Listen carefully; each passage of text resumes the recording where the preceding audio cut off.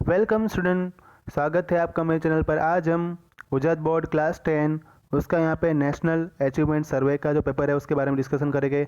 ये पेपर जो है गुजराती मीडियम में दिया हुआ है, लेकिन मैं आपको टोटली इसका इंग्लिश ट्रांसलेशन प्लस एक्सप्लेनेशन दूंगा। ये पार्ट हम 4 या 5 पार्ट में डिवाइड करेंगे इस वीडियो को के, और टोटली सोल्यूशन यहाँ पे आपको मिल जाएगा। तो डायरेक्टली हम स्टार्ट करते हैं। पहला क्वेश्चन यहाँ पे आ रहा है कि जो दो सर्कल है उसके बीच में एंगल, जो उसके रेडियस जो है उसके बीच में एंगल दिया है 140। तो अब उसके टेंजेंट के बीच में जो एंगल बनेगा वो कितना होगा। तो मैं आपको यहाँ पे ड्रॉ करके दिखाता हूँ कि किस तरह से हम उसको ड्रॉ करेंगे और सीखेंगे। ओके, तो पहले हम बात करते हैं, यहाँ पे एक सर्कल बनाते हैं, उसके दो टेंजेंट बना लेते हैं। यहाँ पे दो रेडियस हो गई, इसके बीच का एंगल जो दिया हुआ है यहाँ पे 140 डिग्री यहाँ पे दिया हुआ है। तो ये एंगल हमें पूछा हुआ है, ठीक है। ये एंगल हमसे पूछा गया है कि ये एंगल जो है कितना होगा, ये क्वेश्चन मार्क है। ओके, तो हमें पता है जो क्वाड्रिलेटर बनता है वो क्वाड्रिलेटर के चारों एंगल का सम कितना होता है, 360 होता है। उसमें से टेंजेंट तो हमें से 90 डिग्री बनाता है, मतलब 290 डिग्री हो गया। एक एंगल हमें दिया था 140 डिग्री, बचा, हम उसको x मान लेते हैं, ठीक है। और टोटल कितना होगा 360, बस। तो 90 प्लस 90 इक्वल टू हो गया 180, 180 प्लस 140 हो गया 320, 320 को 360 में से माइनस कर दो तो x इक्वल टू कितना मिलेगा, 360 में से 320 माइनस करेंगे, आंसर आएगा 40। तो 40 डिग्री फाइनल आंसर आ गया, मतलब कि ऑप्शन जो है 1 उसका फाइनल आंसर होगा। अब मैं दूसरा क्वेश्चन बताता हूँ। उससे पहले इसका जो किसी को अगर स्क्रीनशॉट लेना है, पूरा टोटल लिख के करना है, तो ये लिख के भी कर सकता है स्टूडेंट, ठीक है। अगर पूरा सॉल्यूशन चाहिए तो इसका स्क्रीनशॉट वो ले लेना। नेक्स्ट क्वेश्चन की ओर आगे बढ़ते हैं। नेक्स्ट क्वेश्चन जो मैं इंग्लिश में यहाँ पे बता देता हूँ, मीन ऑफ द 100 नंबर्स, वो जो है दूसरा क्वेश्चन ये है। उसका 50 यहाँ पे मिला था, लेकिन बाद में पता चला कि एक ऑब्जर्वेशन गलती से 150 लेना था, लेकिन हमने 50 ले लिया। तो करेक्ट मीन कितना होगा, ये हमें यहाँ पे पूछा गया है। इसका सॉल्यूशन मैं बता रहा हूँ कि पहले हम क्या करेंगे, मेन ऑब्जर्वेशन जो है 100 ऑब्जर्वेशन का मीन जो है 50 दिया था उसको, तो ये टोटल 100 ऑब्जर्वेशन जो है उसको 50 से मल्टीप्लाई करेंगे, 5000 उसका आंसर आएगा। 5000 में से जो 50 हमने गलती से ले लिया था उसको माइनस कर दो, और जो 150 है उसको प्लस कर देना है। तो आंसर आएगा 5100, उसको फिर 100 से डिवाइड कर देंगे, आंसर आएगा 51 हमारा फाइनल आंसर आएगा। ऑप्शन कोई भी दिया उससे कोई मतलब नहीं है, यहाँ पे फाइनल आंसर जो मैं यहाँ पे दे रहा हूँ वो तुम लोग टिक करते जाना, ठीक है। मतलब कि तुम्हें टिक करना है कि कौन सा ऑप्शन यहाँ पे क्वेश्चन पेपर के अंदर दिया हुआ है। उसके बाद है क्वेश्चन नंबर 3, उसमें एक लाइन, अलग अलग लाइन दी हुई है, y equal to x, x plus y equal to 8, और एक्स एक्सिस से बनने वाला जो ट्राइंगल है उसका एरिया में फाइंड करना है। तो मैं आपको यह टोटल सोल्व करके दिखाता हूँ। यहाँ पे एक्स एक्सिस जो है और x equal to y axis ये रही, और x plus y equal to 8 ये तीसरी वाली जो एक्सिस है। इन तीनों से जो एंगल यहाँ पे ट्राइंगल जो बन रहा है, ट्राइंगल का शेप यहाँ पे बताया गया है कि ट्राइंगल कैसा बन रहा है, उसका हमें एरिया फाइंड करना है। तो मैं क्या करूँगा पहले, तो कि ये जो ट्राइंगल है उसका एरिया में फाइंड कर लूँगा 1/2 बेस इंटू हाइट से, क्योंकि मुझे हाइट और बेस दोनों पता है। तो 8 इंटू 8 मैंने पुट कर दिया, 32 उसका आंसर निकला। उसका आधा कितना होगा, तो आधा यहाँ पे होगा 32 का आधा 16 होगा, तो 16 यूनिट स्क्वायर उसका फाइनल आंसर आएगा। और आधा हमने क्यों किया, क्योंकि यहाँ पे आइसोस्केलस ट्रायंगल है, दिखाई दे रहा है, ये भी 8 था, ये भी 8 था, मतलब दो साइड अगर इक्वल होती तो हमें पता है वो आइसोस्केलस ट्रायंगल होता है। और आइसोस्केलस ट्रायंगल में मीडियन बोलो या एल्टीट्यूड बोलो, दोनों इक्वल ही होती है। मतलब ओ सी यहाँ पे जो है वो एल्टीट्यूड है, वो ये ट्राइंगल को दो इक्वल पार्ट में डिवाइड कर रही है। तो 32 का आधा कितना होगा, 16, उसका फाइनल आंसर आएगा। तो यही ऑप्शन तुम्हें टिक कर देना है। फिर अगला क्वेश्चन है 4 वाला, उसमें r रेडियस है, h लेंथ है, ऐसे एक वायर को हम पिघला कर r/2 रेडियस वाले और वायर फिर से बनाया जाता है। तो उसकी लेंथ में क्या फ़र्क आएगा, वो लेंथ हमें फाइंड करनी है। तो देखो पहले जो वायर होता है उसका जो वो उसको हम सिलिंड्रिकल फॉर्म में इसमें उनकी एज्यूम करते हैं, क्योंकि ये चैप्टर सरफेस एरिया वॉल्यूम में से ही पूछा गया क्वेश्चन। तो पहले जो सिलेंडर होगा और बाद में जो सिलेंडर होगा उसका वॉल्यूम चेंज होता नहीं है। और वॉल्यूम का फॉर्मूला क्या होता है, पाई r स्क्वायर h, ठीक है। तो उसी के ऊपर ये सॉल्व होगा, मैं सॉल्व करके दिखाता हूँ पूरा। तो मैंने यहाँ पे जो पहला वॉल्यूम लिया है पाई r स्क्वायर 1 h1, पाई r स्क्वायर 2 h2, और इसी में ये सभी वैल्यू पुट कर दी, तो मेरा आंसर निकल के आ गया यहाँ पे दिखाई दे रहा होगा h2 इक्वल टू 4h, मतलब हाइट जो है 4 टाइम्स बढ़ जाएगी। अगर रेडियस हम आधी करेंगे तो हाइट जो है वो कितनी हो जाएगी, 4 टाइम्स बढ़ जाती है। तो यही फाइनल आंसर होगा 4h। अगला क्वेश्चन जो है चैप्टर 8 ट्रिग्नोमेट्री का है, cot square theta equal to 2/5 दिया हुआ है, कोसेक स्क्वायर थीटा में फाइंड करना है। ये तो इजी क्वेश्चन है, फॉर्मूला वैल्यू पुट करो आंसर आएगा। तो ये फॉर्मूला है कोसेक स्क्वायर थीटा जो है equal to 1 plus cot square theta, इसमें वैल्यू पुट कर दी, उसका आंसर निकल के आ गया 29/25 उसका फाइनल आंसर होगा। अगला क्वेश्चन है 6 नंबर का। क्वेश्चन 6 जो है उसका यहाँ पे 6/5 a और 4 वो AP में है, तो a की वैल्यू क्या होगी, a की वैल्यू हमें फाइंड करनी है। तो मैं इसका सॉल्यूशन दिखाता हूँ। सॉल्यूशन में पता है कि T2 minus T1 equal to T3 minus T2, मैंने क्लास में ऑलरेडी डिस्कस किया था। यही यहाँ पे जो है उसी मेथड से ये लोग फाइंड कर रहे हैं। D पहले फाइंड कर लिया, ठीक है। A2 में से A1 को माइनस किया, A3 में से A2 को माइनस कर दिया और A को सब्जेक्ट बनाया। तो 2a इक्वल टू जो ये आंसर मिला वो है 6/5 प्लस 4, उसमें एक कितना मिल रहा है 13/5 उसका फाइनल आंसर मिलेगा। तो यही जो कोई भी ऑप्शन हो 13/5 उसका आंसर होगा। उसके बाद नेक्स्ट है AP, यहाँ पे दिया हुआ है 21, 42, 63, उसमें कौन सा टर्म जो है और 210 होगा, तो ये हमें पूछा गया है। तो उसका फाइनल आंसर जो है मैं यहाँ पे निकाल के देता हूँ।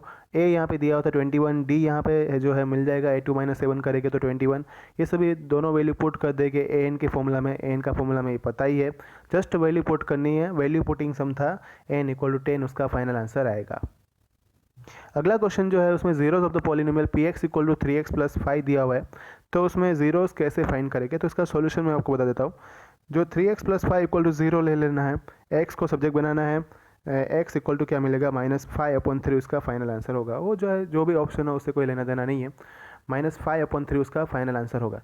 यहाँ पे जो नीचे लिखा हुआ है उसको आप ध्यान में मत लेना, वो गलत हो सकता है। मैं जो यहाँ पे बता रहा हूँ कि -5/3 यही फाइनल आंसर यहाँ पे आएगा। ओके, वो तुम्हें टिक करते जाना है। जब भी एक पेन साथ में रखना और पेन को अपने जो क्वेश्चन है उसका नंबर लिख के डायरेक्टली उसके सामने जो भी ऑप्शन उसका है वो टिक करते जाना। ओके, क्वेश्चन नंबर 9 जो है वो एक थियोरिकल क्वेश्चन था, यूक्लिड डिवीजन लेमा का जो था, उसमें a equal to BQ plus R हमें ये इक्वेशन पता था, उसमें R की वैल्यू किसके बीच में होती है, मतलब उसकी रेंज क्या होती है वो लिखना था। तो ऑप्शन यहाँ पे C जो है, ठीक है, C सही आंसर होगा, 0 लेस देन और equal to R less than equal to B।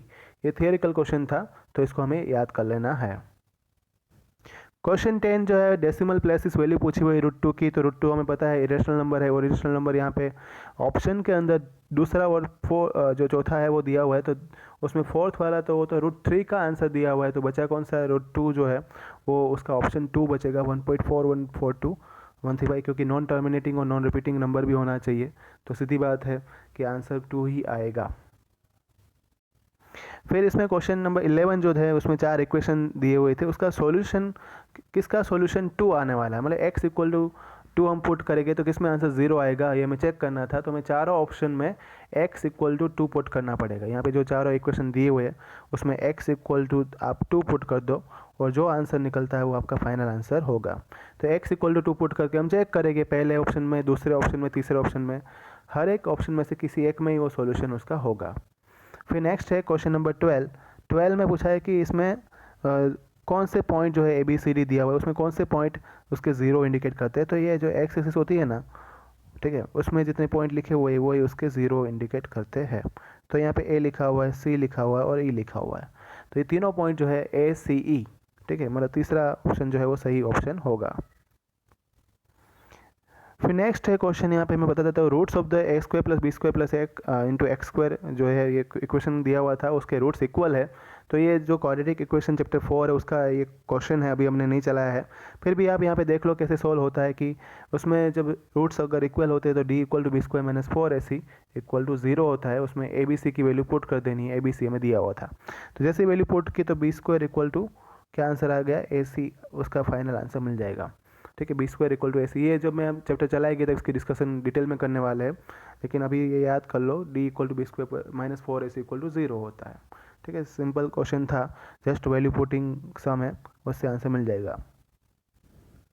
अगला है question number 14, if the sum of the first and even natural number जो है equal to k times the sum of odd natural number, मतलब even natural number का sum जो है वो odd natural number के सम से k टाइम्स ज़्यादा बड़ा है, तो k की वैल्यू क्या होगी। तो पहले तो हमें सम जो है दोनों नेचुरल नंबर का फाइंड करना पड़ेगा, सीधी बात है। तो पहले इवन नेचुरल नंबर क्या होते हैं, 2 4 6 8, ठीक है। उसमें ए क्या होगा, मतलब फर्स्ट टर्म 2 जो होगा यहाँ पे डिफरेंस कितना होगा, वो भी 2 होगा, क्योंकि 4 में से 2 गया तो 2 बचेगा। सम का फॉर्मूला है n/2 2a into n-1 into D. ये फॉर्मूला हमें याद करके चले जाना है, उसमें वैल्यू पुट करनी पड़ेगी। तो जैसे ही n इक्वल टू 2 पुट किया, d इक्वल टू 2 पुट कर रहे हैं, तो फाइनल आंसर क्या मिल रहा है, 2n n+1/2 इसका फाइनल आंसर मिल रहा है। फिर दूसरा जो है odd number, odd natural number, वो कौन कौन से होते हैं, तो कि 1 3 5 7 9 ये ऑड नेचुरल नंबर होते हैं। तो इसमें अगर हम फर्स्ट टर्म जो है यहाँ पे 1 है, उसका डिफरेंस भी जो है यहाँ पे 2 है, उसकी वैल्यू पुट करते हैं, तो हमें इस तरह से 2n² उसका आंसर मिलता है, ठीक है। ये जो मिला उसकी वैल्यू हम पुट कर देंगे, तो k जो है हमें मिल जाएगा, k कितना मिलेगा, n+1/n जो है उसका फाइनल आंसर हमें मिल जाएगा। ये हमें याद रखना है। उसके बाद यहाँ पे क्वेश्चन नंबर जो है 15 दिया हुआ है कि 1 to 10 जो नंबर होते हैं उसमें सबसे छोटी जो है, यहाँ पे 4 ऑप्शन दिए हुए हैं, उसमें छोटा नंबर कौन सा ऐसा होगा जो 1 से लेकर 10 तक सभी नंबर से डिविजिबल होगा। तो हमें उसका सीधी बात है एलसीएम फाइंड करना पड़ेगा। तो मैं आपको यहाँ पे सॉल्यूशन उसका बता रहा हूँ। मैंने 1 से लेकर 10 तक का जो एलसीएम है वो फाइंड किया है। वो एलसीएम कितना आ रहा है, तो एलसीएम है टोटल यहाँ पे 2520 आएगा, मतलब अपना फाइनल आंसर जो है कितना आएगा, 2520।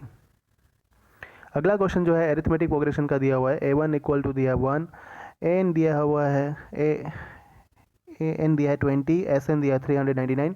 तो n की वैल्यू क्या होगी हमें पूछा हुआ है, ठीक है। तो ये हमें sn के फॉर्मूला में वैल्यू पुट कर देंगे, उसका आंसर आ जाएगा बस। तो और कुछ नहीं करना है, sn का जो फॉर्मूला था उसी में वैल्यू पुट की, तीनों के वैल्यू पुट कर दो। जैसे वैल्यू पुट करोगे आंसर n का निकल ही जाएगा। और कितना मिल रहा है यहाँ पे देख सकते हो, n इक्वल टू 38 उसका फाइनल आंसर आ रहा है। और हमें ये बात भी पता होनी चाहिए कि n जो है वो इंटीजर ही आता है, कभी फ्रैक्शन में आता नहीं है, ना तो वो पॉइंट में आता है। अगला क्वेश्चन है कि कौन सा यहाँ पे जो 4 इक्वेशन दिए हुए हैं उसमें कौन सा एक्स एक्सिस के पैरेलल होगा। एक्स एक्सिस के पैरेलल होने के लिए हमें पता होना चाहिए कि वो इक्वेशन जो है y equal to 3, y equal to 2 4, जो भी एक ऐसा इक्वेशन होता है, तो उसके रिलेटेड यहाँ पे हम देख सकते हैं कि किस में x नहीं दिया हुआ है। तो पहले में दिया था, दूसरे में दिया था और फोर्थ में दिया था, मतलब तीनों इक्वेशन तो निकल गए, बचा कौन सा, तीसरा वाला जो है वही अपना फाइनल आंसर होगा। अब क्वेश्चन 18 जो है मैं टोटली इंग्लिश में आपको पहले रीड करके बताता हूँ, फिर मैं आपको उसका सॉल्यूशन देता हूँ। एक कॉन्ट्रैक्टर था, वो कॉन्ट्रैक्टर एग्री हो गया कि वो 50 मीटर का जो है खड्डा खोदने वाला है। पहला मीटर खोदने के लिए 1000 रुपये लेगा, फिर दूसरा मीटर खोदने के लिए 1040, उस तरह वो 40 रुपीज़ बढ़ाता जा रहा है। तो इस तरह से एक अरिथमेटिक प्रोग्रेशन बन रही है।